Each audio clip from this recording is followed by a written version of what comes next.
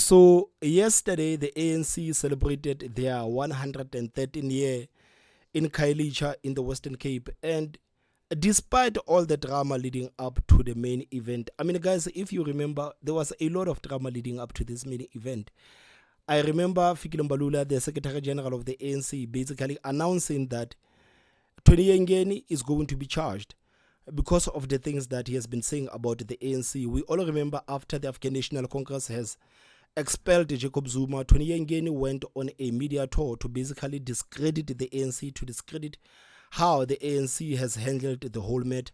And Fikile Mbalula also announced that many people will be sitting in front of that disciplinary committee of the ANC because he believes that many cadres in the ANC are now putting the name of the party into disrepute. So it seems like the Secretary General of the ANC is sick and tired of the people that have been putting the name of the party into disrepute. We also saw Jacob Zuma trying to take the moment from the ANC, especially on the 8th of January. Jacob Zuma with the lawyers saying that the ANC must reinstate him as the member of the party by the 31st of January or hell will break loose. So Jacob Zuma basically tried to take the shine from the ANC because we know that Jacob Zuma is an attention seeker. So he penned the letter on the 8th of January, knowing very well that it is a very important day for the ANC, and he actually forced the media to discuss him with the ANC members. We saw the likes of Nomvula Mokonyane saying that, guys, I'm sick and tired of speaking about Jacob Zuma. Today is the 8th of January. This is a big day for the ANC, so we are not here to discuss Jacob Zuma. We also saw the deputy president of the ANC, Paul Mashatile, being totally embarrassed by being kicked out in a home in Khayelitsha. So many things happened leading up to the main event, but I must say that the ANC really had a successful event. Many people turned out. I was very shocked. I didn't think that many people would actually turn out to this ANC event. I remember some people were saying that, no, why is the ANC having this event in the Western Cape? The ANC knows very well that they do not have the support in the Western Cape. But guys, after all, this is politics. This is what you do to show the people that your party still have the might. This is politics after all. So for people who are saying that the ANC shouldn't do the events in the places like the Western Cape, I find that very crazy. I mean, like, if I was a strategist of the DA, maybe I would say, like, guys, let's look at the place where the ANC has a very stronghold, and we go there and we do a rally to see how many people are going to turn out. So I think it was a very positive display for the ANC if you think about the fact that these people were in the Western Cape and so many people actually turned out to their event. But guys, when it comes to the speech of Ramaphosa, like, I think all of us, we know what Ramaphosa was going to say. Like, I remember a couple of days before Ramaphosa did a speech, I actually came to the platform to say that Ramaphosa is almost like, it's like a broken CD. Like, we know what he's going to say. Ramaphosa is like a broken CD. We know very well what he's going to say. This guy says the same thing over and over again. I was even shocked when I heard that the speechwriters of Cyril Ramaphosa were working very hard to make sure that this January 8 statement goes in line. I was like, what is there to say? Because Ramaphosa says the same thing over and over again.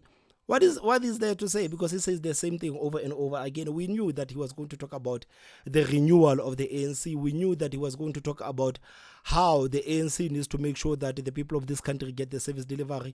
We knew that he was going to talk about a youth unemployment. We knew that he was going to talk about the inequality. We knew that he was going to talk about apartheid and all the things that happened back then. There is nothing more that Ramaphosa can actually say. So I was very shocked when I heard from the news that, no, the speechwriters of Ramaphosa are working very hard. These people, you cannot disturb these people. These people are working very hard to ensure that Ramaphosa has the best speech. I'm like, what is there for Ramaphosa to actually say? What is there for Ramaphosa to actually say? So guys, I want us to actually preview a small video of Ramaphosa there in Khayelitsha saying the same things that we expected him to say. Our first priority is decisive and visible action to renew the ANC. The 2024 election results confirm that we face an existing... And guys, have you actually realized that whenever Ramaphosa speaks, he doesn't command respect. Every time when Ramaphosa speaks, when you listen to the people in the background, people are just busy with their own things. Unlike other presidents, when Julius Malema speaks, you will never hear the people in the background actually making noise.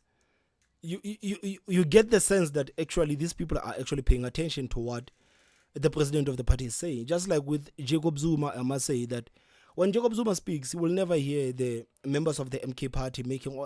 But every time when Ramaphosa speaks and you listen to the background, you get the sense that the people do not actually respect Ramaphosa. You get the sense that they do not respect Ramaphosa. And I wonder how he feels standing in stage to speak for like almost 2 hours. But whenever you raise your hand, whenever he raises his head, he can actually see that the people are doing their own thing. I wonder how he feels. Man, I wouldn't do a speech for an hour knowing very well that the people are not paying attention to me. So this is, again, the other thing that I was asking myself, that why are these people actually attending this event? Why are these people actually attending this event? Because they are there, but at the same time, they are not listening to the president. They are there, but they are not listening to the president. So why are these people in that event? Why were they there to start with if they are not going to listen to the president? It is strange, man. It is strange. And this happens all the time. If you follow Ramaphosa and you listen to Ramaphosa when he speaks, whenever Ramaphosa speaks, the people are busy making their noises. They don't even pay attention to the things that he says.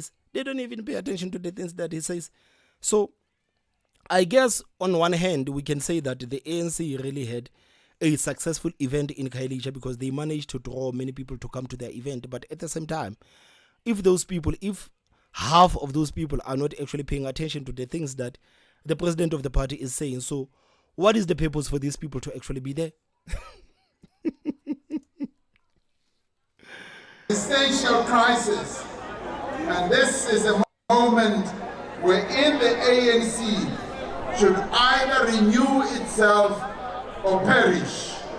As we look throughout the country, we find that the most important area of government, which is local government, has not been functioning as well as it should. The National Executive Committee has decided that we need to focus on fixing local government, on ensuring that we pay attention to issues of service delivery, of water, as well as energy security. In 2024, we set ourselves the task of resolving the energy crisis and ending load shedding, as well as improving basic services and also improving infrastructure. I mean, like, if you are a South African who is actually paying attention to the things that the ANC is saying, I'm sure it's really frustrating, because every time when I do the previews of the videos of Ramaphosa and the things that Ramaphosa says, many people in the comment sections, they will be like, Thomas, I love you so much, man. I like your show. I like the 360 experience. But honestly, I cannot listen to President Ramaphosa because this guy makes me furious. He makes me furious. So it would be nice for a change if the president would actually stand on stage to say that, guys, we are here to report that we have fixed such and such municipality. We are here to report that in the Free State, you will no longer find the pit toilets. We are here to report that in the Eastern Cape, the ANC is busy with the infrastructure. Anyone can go and do their own little investigation, and you will actually find the construction companies there, making sure that the children in the Eastern Cape do not cross the rivers to go to school anymore. When are we actually going to get a report like that? Because every time when Ramaphosa speaks, we always get the report that this is what the ANC is going to do. We are going to look into the matters of service delivery.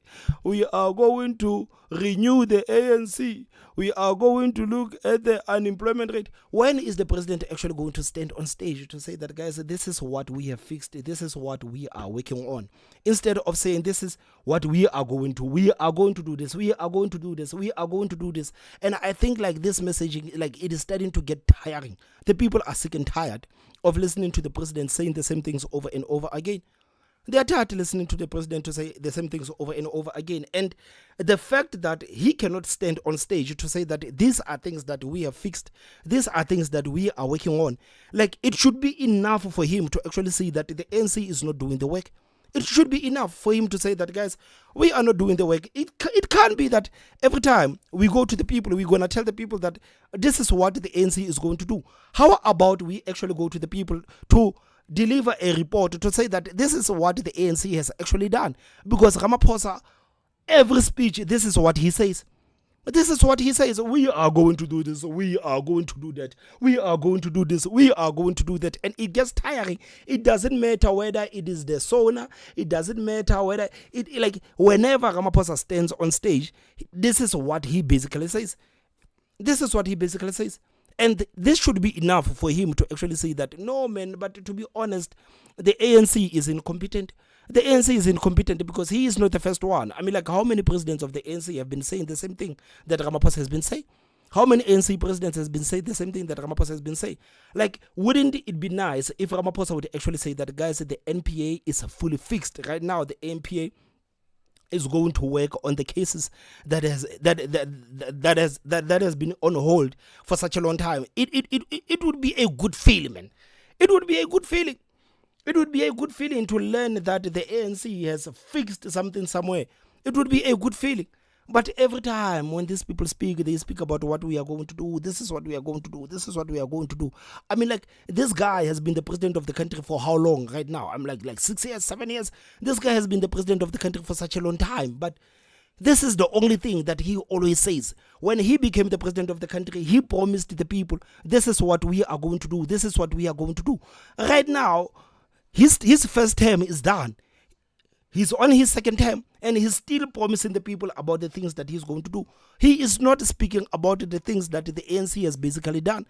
I mean, if he could stand on stage to speak about the things that the ANC has done, more people, I think that more people would actually have confidence in the ANC, and more people would have the confidence in him as the president. They would have the confidence in his administration. But no, it's always about what he's going to do. What he's going to do. What he's going to do. Man, if I was the president of the country, man, I would be so frustrated. I would be so frustrated. I would be firing the people left, right, and center, because there is no way that I'm going to stand on stage and promise the people things time and time again. I have to deliver a report and telling the people that, guys, this is what we have done. If things are not being done, I am firing people left, right, and center. I'm firing people left, right, and center, man. This is what I would have done if I was the president of the country. But you can see that Ramaphosa doesn't care. Ramaphosa is just another ANC cadre who doesn't care if things get done or what. This is sad, man. It's sad. The people of South Africa, in their homes and in their businesses and places of employment and recreation and public spaces and educational institutions, have now experienced almost 300 days without load shedding. The water crisis in our country is a major crisis. The National Executive Committee of... I mean, again, like, you know, if you are a president of the country and you are so brazen in your lies, I mean, it says a lot about your character. I don't want to lie. It says a lot about your character. Because if you say that this country has experienced 300 days without load shedding, I mean, like, this is a lie. So many people right now, as we speak, they do not have the electricity. Where I stay in the Free State, we do have the electricity. They cut the electricity every now and then. So it is load shedding, whether we like it or not. They say, no, this is load reduction. No, this is load. No, it is not load reduction. It is load shedding, because what Ramaphosa is saying and what people are experiencing on the ground, it does not connect. But he has the audacity to stand there knowing very well that Millions and millions of people are watching him, and he can say all of these insane things. You remember the video that we did the last time with that beautiful lady that was actually reacting to the things that the president was saying. I mean, like, the ability of Ramaphosa to look the camera in the eye and lie. Like, it should be studied in the University of Stellenbosch. I'm telling you, this is something that should be studied in all the universities in this country. It should be studied in all the high schools, everywhere. The ability of this guy to look the camera in the eye and actually lie. This is something that should be studied. It should be studied. It should be studied. As the president, you are supposed to know that there are places that are still experiencing this load reduction. They call it load reduction, but we know that it is load shedding. It is load shedding. But he can stand there and say that, no, we have experienced 300 days without load shedding. It is a lie, man. It is a lie. It is a lie. I mean, many people can actually attest to this. It is a lie. I'm one of the people who can actually attest to this. It is a lie. The ANC has resolved that we must now focus on water at a national level. Our third priority is to speed up inclusive economic growth and to create jobs. This is vital to resolving the structural challenges of unemployment. You know, it's funny because these people are speaking about creating jobs. The president of the country is speaking about creating jobs, but we got the reports that in government, I think this year, over 30 people are going to be fired. 30,000 people are going to be fired. Then the president can speak about creating jobs. What do you mean creating jobs? What do you mean creating jobs? You guys are literally making the enemies with the private sector. The very same people that are hiring poor people, you guys are making the enemies with those people. And you sit there and be shocked when you see these people actually closing up their companies to say that, no, we cannot operate in this country. You are making enemies with those people. I mean, right now, they are even unhappy with the law that you have actually signed to increase the corporate tax. They are not happy about those things. But you can stand there to say that we create jobs. What jobs have you created, man? More and more people are losing the jobs under your administration. More and more people are losing their jobs under your administration. But for some reason, you can sit there and say that the ANC is going to create jobs. That's why I'm saying that the ability of Ramaphosa to stand in front of the cameras, to look the cameras in their eyes and basically lie. This is a special skill that should be studied everywhere. I'm telling you. And poverty and inequality in our country, especially for women and young people and people living in rural areas and in our townships. As we focus on youth unemployment, we must say here categorically, we will also focus on creating jobs for those who are above 35. Organized crime and gangsterism and drug dealing and extortion impact very negatively on society. They undermine personal security as well as the economic, community and infrastructure development in our country. The ANC calls on government urgently to implement a number of measures, including to ensure that we build a united front of community leaders and society, growing participants from business, from various organizations, youth organizations, sports organizations, to combine their efforts against crime. We also call on the government to finalize the establishment of the National Council on Gender-Based Violence and Femicide, and to ensure that it is adequately funded. We must also prevent the deaths from foodborne illnesses, especially of children, through the registration of spaza shops and make sure that we have regular inspection of food vending outlets, and also ensure that there is enforcement of health regulations, and those that do not adhere to these health regulations and registration requirements must be closed with immediate effect as well. The National Executive Committee now therefore declares that 2025 will be a year of renewal to make the ANC a more effective instrument of the people to achieve the vision of the Freedom Charter.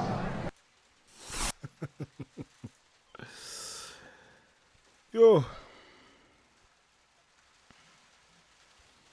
Guys, me, I'm hopeless, man. I'm hopeless. I don't want to lie. I'm hopeless. These people, I'm hopeless, man. I'm hopeless. I'm hopeless. I mean, like, at this point, there's nothing to say about the ANC. Like, there's absolutely nothing to say about the ANC. It's just that the ANC is the governing party, and whenever they come out with their statements, they keep frustrating us. Every time they come out with their statements, they frustrate us. But it is unfair for these people to actually promise the people of this country all of these things that they are unable to do. They are unable to fulfill all of these things that they talk about. Maybe it's high time they agree that, guys, we have failed the people of this country, and let's do an honorable thing and step aside. Let's do an honorable thing and step aside and renew ourselves. Because at this point, like, it is laughable. It is laughable. Even the president of the ANC, it is laughable. Nobody takes him seriously. It is laughable. But anyway, guys, please tell me what you think in the comment section. Don't forget to hit that like button, and the most important part is subscribe. My name is Thomas Mabaso. I will see you next time. Bye-bye.